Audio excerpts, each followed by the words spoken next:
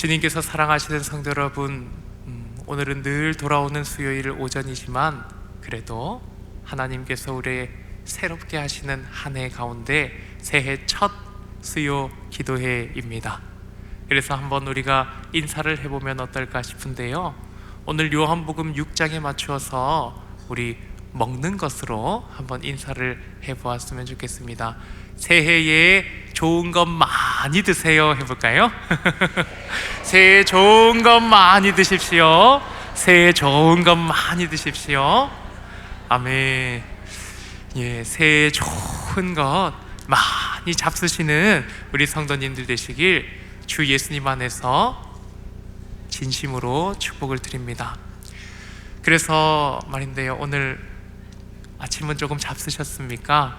네. 감사합니다.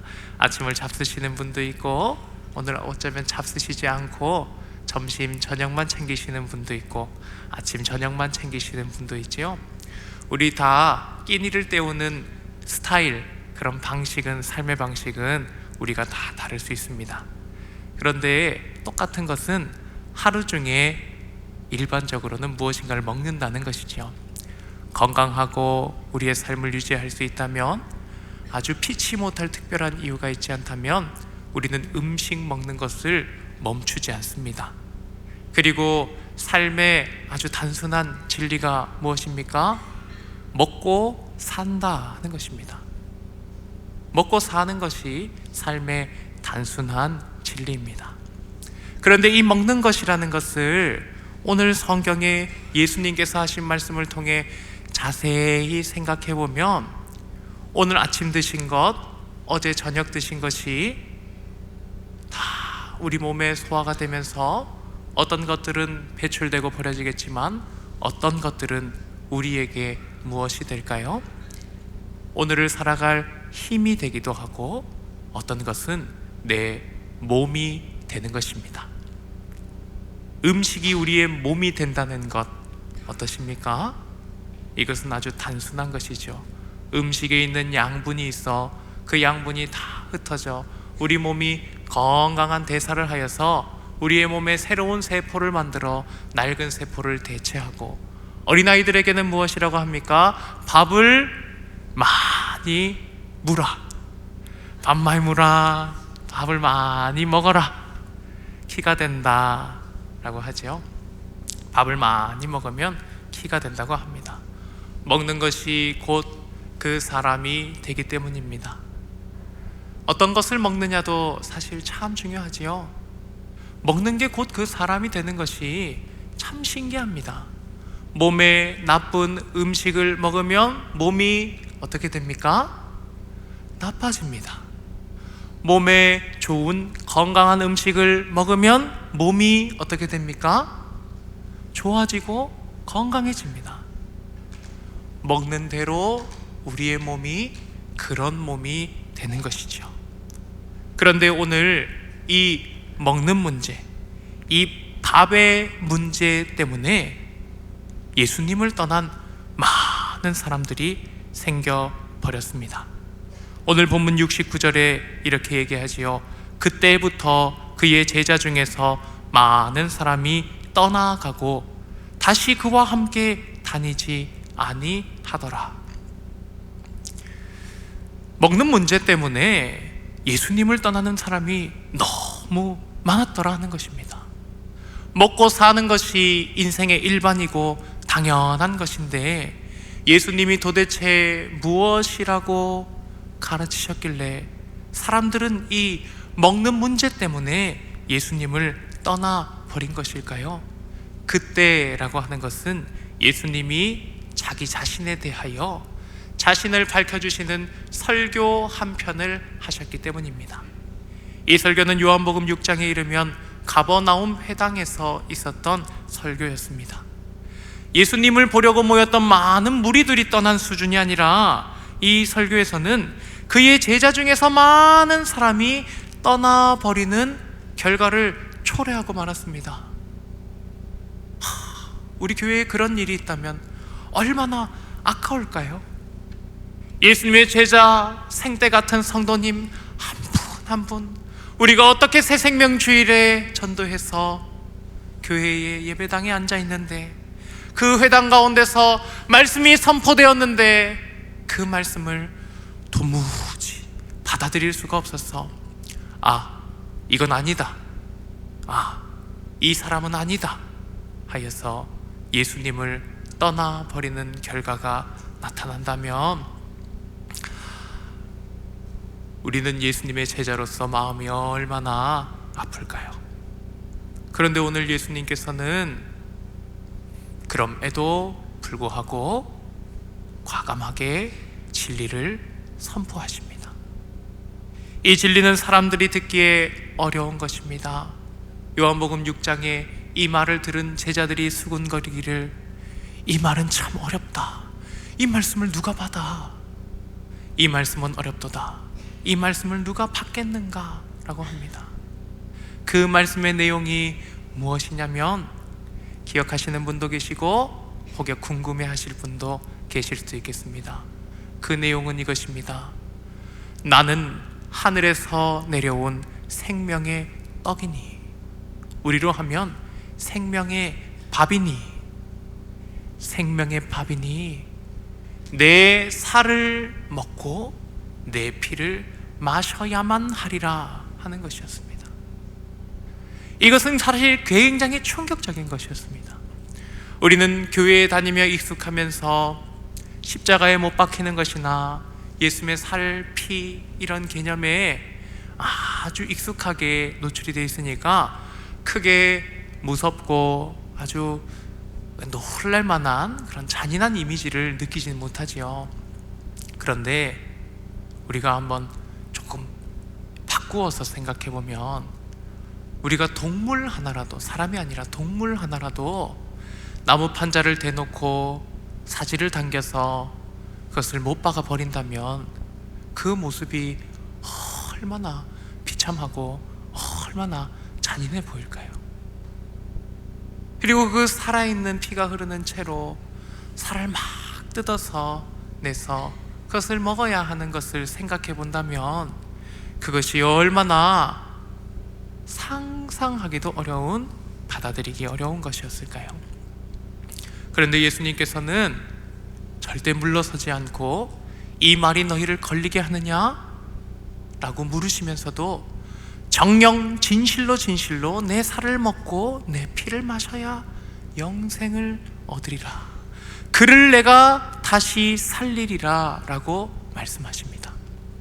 주님께서 사랑하시는 성도 여러분, 예수님의 살을 먹고 피를 마신다 하는 이것이 무엇이기에 반드시 해야 하는 것일까요?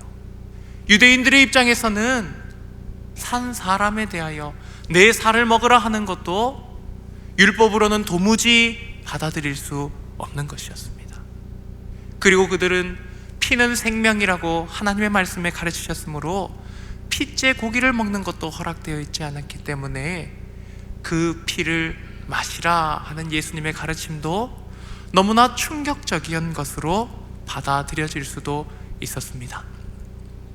그래서 많은 사람이 그것을 이해하기도 어려웠고 또 삶에서 적용하기도 너무나 어려웠지요. 그런데 예수님께서는 이 말씀에 대하여 분명히 말씀하십니다. 내가 인자가 승천하는 것을 본다면 어떻게 하겠느냐? 예수님께서 이 땅에 몸으로 오셨다가 다시 하나님의 나라로 하늘로 돌아가시는 것을 본다면 어떻게 하겠느냐?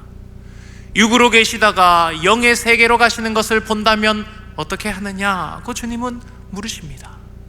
육적인 것이 아니라 영적인 것으로 간다면 어떻게 하겠느냐? 그러면서 바로 말씀하십니다. 제가 먼저 말씀드린 것은 6장 62절의 말씀이고 지금 말씀드리는 것은 6장 63절의 말씀입니다. 살리는 것은 영이니 육은 무익하니라. 내가 너희에게 이른 말은 영이요 생명이라.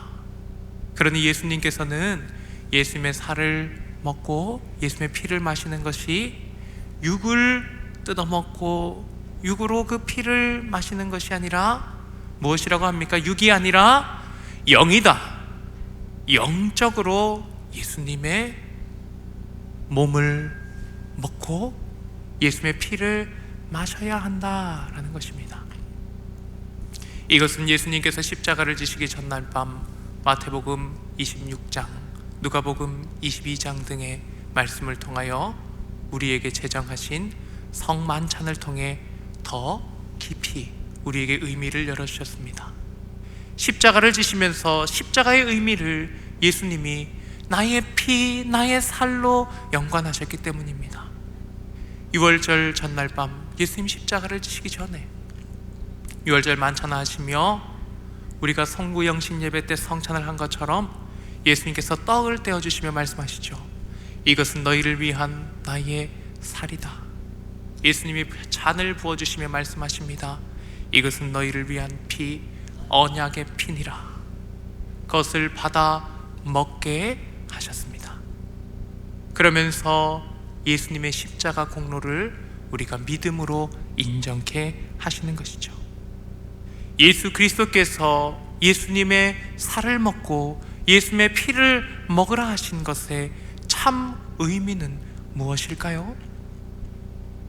예수님이 우리가 예수님을 먹은 대로 먹은 예수님이 우리의 몸에 나타나는 것입니다.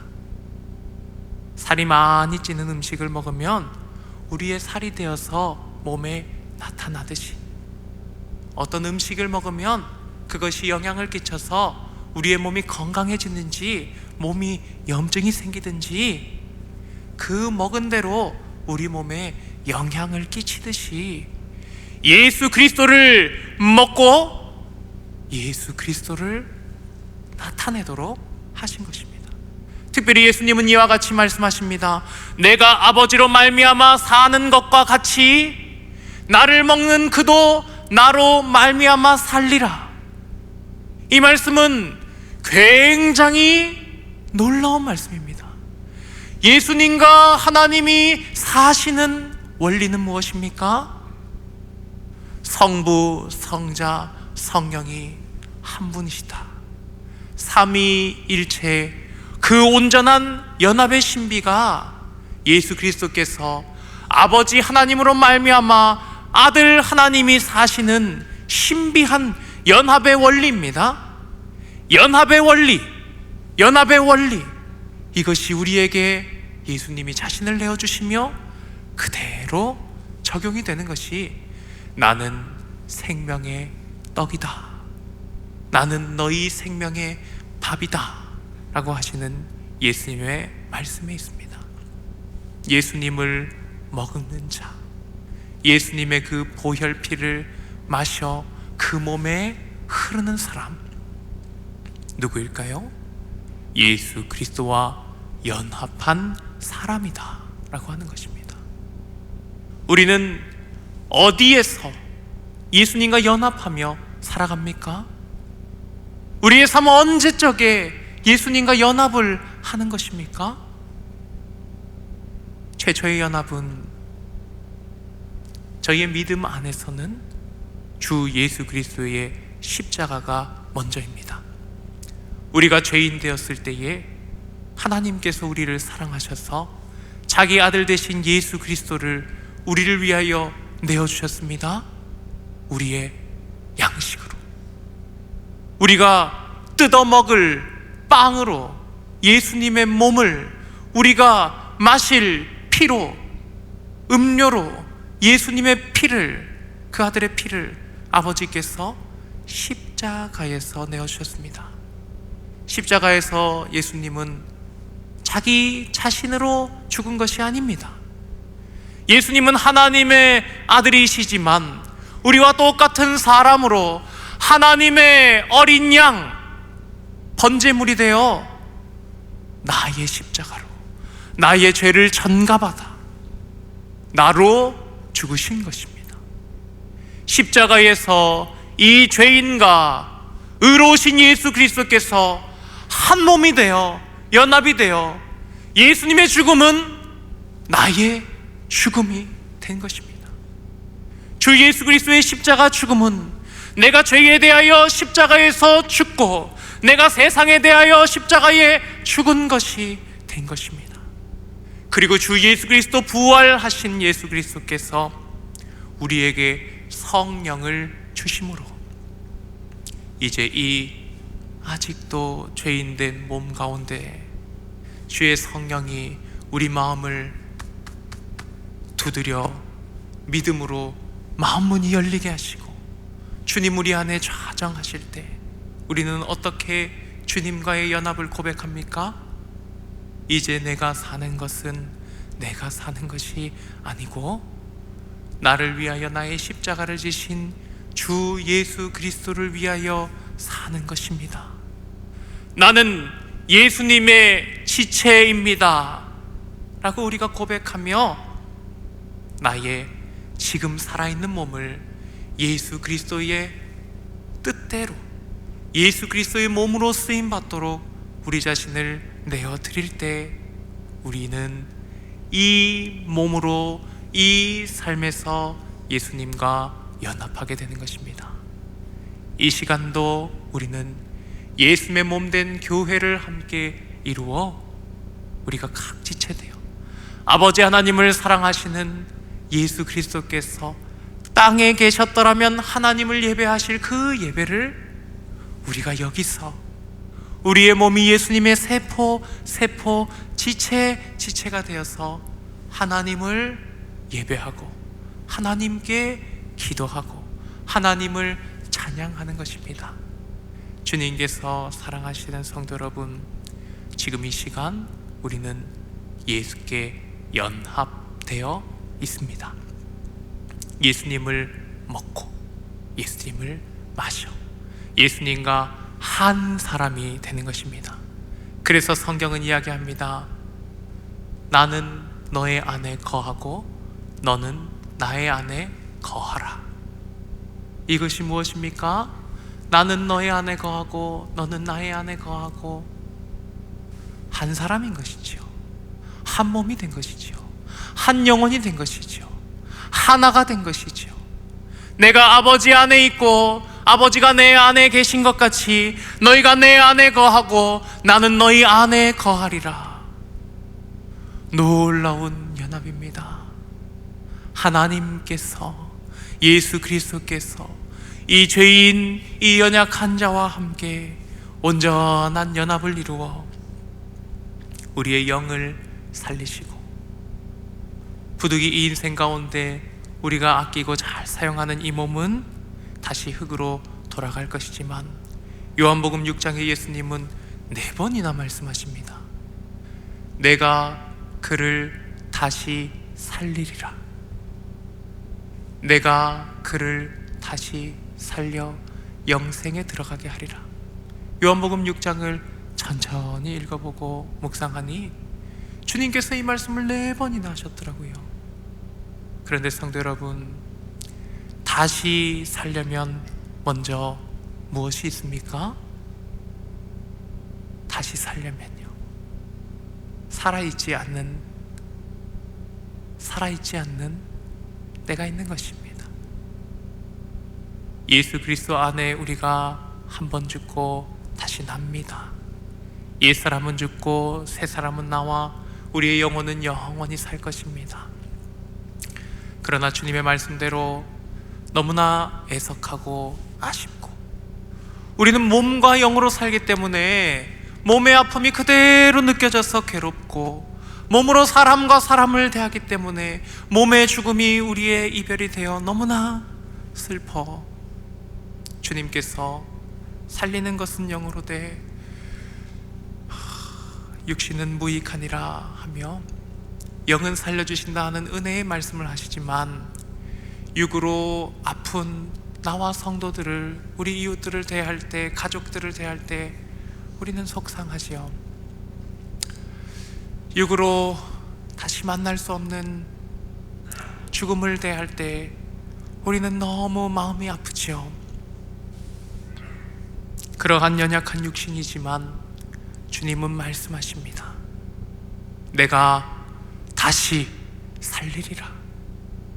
내가 다시 살리리라. 자비하신 주님은 영으로도 살 수 없는 우리, 하나님의 영원한 심판에 들어갈 우리를 위하여 연합하여 주셨습니다.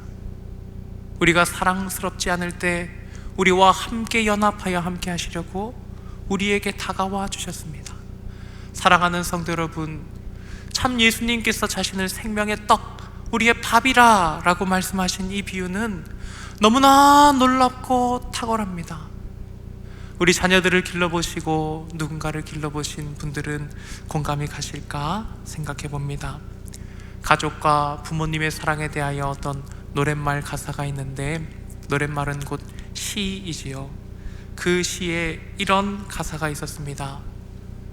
자녀를 꽃 피우기 위해 걸음이 되어버렸던 그 흘린 시간들을 깨끗이 모아서. 어떻습니까? 우리 부모들이 자녀를 꽃 피우기 위해, 자녀를 자라나게 하기 위하여 자신의 삶을 마치 먹이처럼 내어주지 않았습니까? 우리의 삶이 밑 걸음이 되어 누군가를 자라게 하도록 내어주지 않았습니까? 그렇게 사랑하며 우리들이 살아왔습니다. 그런데 주님께서 나를 생명의 떡이다 라고 소개하실 때 많은 사람들은 그것의 해석, 그것의 가능성, 그것의 적용성, 그것의 적법성, 그런 것들을 헤아렸지만, 나는 너희의 생명의 떡이라, 내 살을 먹고 내 피를 마시라 하시는 예수 그리스도께서 얼마나 우리를 사랑하여 자신의 살을 뜯어주시는지, 얼마나 우리를 사랑하여 자신의 피를 받아 담아 마시게 하여 죽은 우리 영혼을 소생케 하시는지, 그 사랑을 전혀 생각지 못하는 것입니다. 사랑하는 성도 여러분, 우리에게 많은 지혜가 없고 많은 지식이 없어도 예수 그리스도께서 나를 사랑하신다는 그 진리 하나만은 기억하고 살면 좋겠습니다. 예수 그리스도께서 나를 사랑하여 살을 뜯어 먹여주시고 피를 뽑아 마시게 하시는데, 십자가에서 살 몇 점, 피 몇 잔이 아니라 모든 살과 모든 피를 나를 위하여, 우리를 위하여 부어주신 예수 그리스도의 사랑을, 그 아들을 내어주신 하나님의 사랑을 우리가 말씀 가운데 마음에 새겨지면 좋겠습니다. 주님께서 사랑하시는 성도 여러분, 우리 한 사람을 예수 그리스도의 제자로 태어나고 예수 그리스도의 지체로 영원히 살게 하기 위하여 예수님은 십자가에서 걸음이 되시고 우리에게서 먹거리가 되십니다. 성찬을 할 때마다 우리는 한 조각 작은 한 잔을 마시지만 우리는 예수 그리스도 전체를 이미 받은 사람들인 것입니다. 사랑하는 성도 여러분, 우리는 주님의 사랑 안에서 예수 그리스도를 먹어 주님으로 사는 사람들인 것입니다. 사랑하는 성도 여러분, 예수님을 먹었다면 이제 우리는 또 다른 이들에게 예수님을 먹여 줄 수 있는 사람이 될 수 있으면 좋겠습니다. 예수님은 우리를 먹이시기 위하여 자신을 내어주셨지요. 우리의 시간 가운데 들어오셨고, 하나님이신 예수님께서 우리와 같은 육체가 되셨고, 자기에게 있는 것들을 주셨고, 십자가에서 자신을 내어주시기까지 우리의 먹이가 되셨습니다. 이것은 생명을 나누는 음식의 원리이지요. 그러면 오늘 우리가 다른 사람들에게 예수님을 먹이고 또 나를 그의 먹이로 먹인다는 것은 무엇입니까? 먼저 자녀를 기르는 것을 비유로 드렸듯이 이웃에 대하여도 교우들에 대하여도 비슷합니다. 지금 주님이 나에게 주신 것을 함께 하는 것입니다. 시간을 함께 나누는 것이 무엇입니까? 다른 사람과 시간을 함께 보내는 것입니다. 힘을 나누는 것은 무엇입니까? 다른 사람과 함께 일을 하는 것입니다. 마음을 나누는 것은 무엇입니까? 다른 사람과 함께 마음이 웃는 자들과 웃고 슬퍼하는 자들과 함께 슬퍼하는 것, 마음을 똑같이 하는 것이 나누는 것입니다. 그리고 그 모든 시간을 나누든지 힘을 나누든지 마음을 나누든지 우리에게 있는 것을 나누어 주는 것에 공통된 것을 보니까 함께 하는 것이더라고요. 사랑하는 성도 여러분, 예수님의 이름이 무엇입니까? 임마누엘, 하나님이 너희와 함께 하신다. 주님이 우리와 함께 하십니다. 우리의 생명 양식이 되어 자신의 영원한 시간을 우리에게 나누어 주시고, 자신의 영원한 생명을 우리에게 나누어 주시고, 자신의 모든 능력을 우리에게 나누어 주심으로 주님이 우리와 함께 하시죠. 또 우리는 이 인생 미약한 것도 많고 부족한 것도 많아, 불편한 것도 많고 힘이 든 것도 많고 슬픈 것도 많아, 참 힘겹기도 하고 애통하기도 할 수 있는 인생이지만, 그래도 우리가 지금 받은 것이 있어 살아 숨쉬고 시간을 보내며 힘으로 움직이며 입술로 말을 하기도 합니다. 사랑하는 성도 여러분, 지금 나에게도 누군가와 나눌 것이 있는 것입니다. 함께 하는 것, 함께 교회로 나와 예배하는 것, 함께 힘이 드는 연약한 성도의 기도를 붙들고 나의 통증 삼아 기도하는 것, 그것이 우리가 다 함께 하는 것, 나를 그의 양식처럼 먹이처럼 내어주는 것의 원리인 것입니다. 주님께서 사랑하시는 성도 여러분, 우리를 이렇게 사랑하셔서 자기를 내어주시는 분은 주님밖에 없습니다. 주님밖에 없습니다. 사랑하는 성도 여러분, 우리가 지난 2025년을 보내며 참 좋은 날도 있었고 참 어려운 날도 있습니다. 그리고 우리 가운데는 그 어려운 날이 지금도 계속되어 너무나 힘이 드는 영가족들도 있습니다. 앞으로 다가올 2026년도 좋은 날도 있을 수 있고 정말 어려운 날도 있을 수 있습니다. 그때 우리가 딱 한 분 예수님밖에 없다는 것을 기억하면은 좋겠습니다. 시몬 베드로가 예수님의 질문에 대답하지요. 많은 사람들, 많은 제자들은 예수님을 떠났습니다. 이 말씀이 이해되지도 않고 이 말씀대로 하는 것은 적확하지도 않은 것 같아서, 자신의 삶에 있는 일이 이해되지도 않고 나의 삶의 고난이 이해되지도 않고 이건 아닌 것 같아서 예수 그리스도를 떠난 사람들도 있었습니다. 우리의 삶의 고난 시험에서도 우리는 비슷한 구조를 경험하게 됩니다. 그때 기억합니다. 예수님이 물으십니다. 너희도 가려느냐? 너희도 가려느냐? 시몬 베드로가 대답하되 주여, 영생의 말씀이 주께 있사오니 우리가 누구에게로 가오리까? 우리가 이 고난 가운데 예수님을 떠나 누구에게로 갈까요? 우리가 당면한 죽음의 고통 가운데서, 그 이별 가운데서 있다면 예수 그리스도를 떠나 누구에게 가서 우리는 안식을 얻고 누구에게서 소망을 얻을 수 있을까요? 아무리 헤아려 봐도 아무도 없습니다. 예수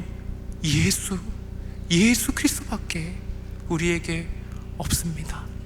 사랑하는 성도 여러분, 우리에게는 오직 예수님밖에 없습니다. 오직 예수님, 우리를 사랑하시는 예수님밖에 없습니다.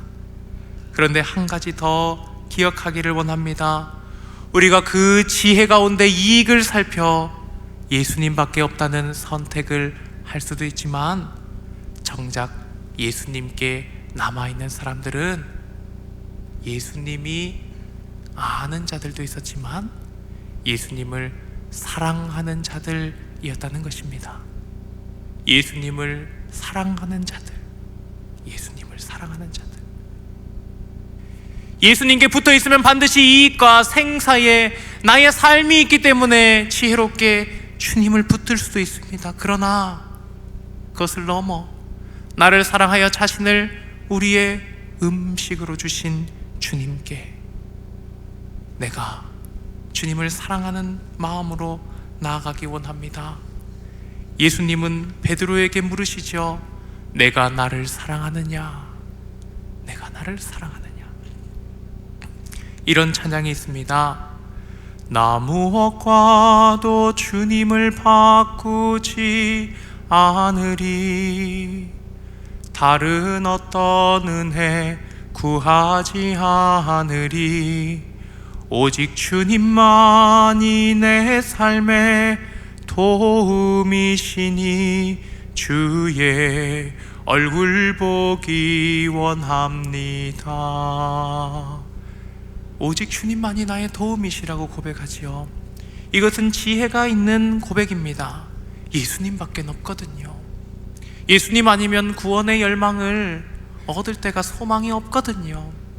그런데 이 찬양은 지혜의 고백으로 가는 것이 아니라 이렇게 나아갑니다. 주님 사랑해요.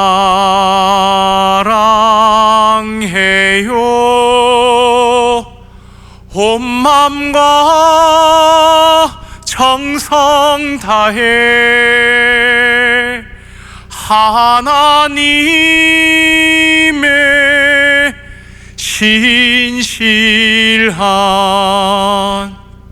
친구 되기 원합니다. 주님 사랑합니다. 내게는 주님밖에 없습니다. 주님 사랑합니다. 주님께서 사랑하시는 성도 여러분, 오늘 말씀을 들으시고 다 한 가지, 하나님 사랑, 하나님 사랑, 하나님 사랑, 우리가 이것만 기억하며 우리의 일생을 살아가면 좋겠습니다. 많은 생각할 복잡할 것들이 있지만, 많은 형편과 상황과 아픔 가운데 너무나 어지럽고 머릿속이 가득하여 복잡할 수 있지만, 하나님이 나를 사랑하여 내 생명의 떡이 되어주십니다. 예수님밖에 없으므로 나는 그 예수님을 사랑합니다. 하나님 사랑 받고 하나님 사랑하시는 우리 모든 하나님의 자녀 되시는 주 예수님의 친구들 되시길 예수님의 이름으로 축복합니다.